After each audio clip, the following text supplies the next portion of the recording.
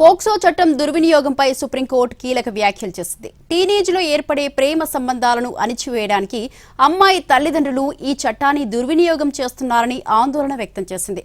యుక్త వయసులో ఉన్న అమ్మాయిలు తమ పార్ట్నర్స్తో వెళ్లిపోతే పరువు పేరుతో అబ్బాయిలపై పోక్సో కేసులు పెట్టడం పరిపాటి అయిపోయిందని justice BV Nagarathna, justice R మహదేవన్తో కూడిన బెంచ్ ఓ సుమోటో కేసు విచారణ సందర్భంగా వ్యాఖ్యానించింది.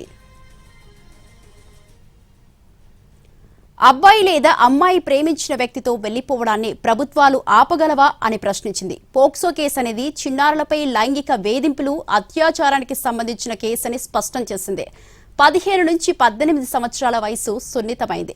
ఆ వయసులో లవ్ రిలేషన్లో ఉన్న వారిపై కూడా పోక్సో కేసు పెట్టడం ఎంతవరకు కరెక్ట్ అని, అది నిజంగా పోక్సో కేసు కిందికి వస్తుందా అని ప్రశ్నించింది.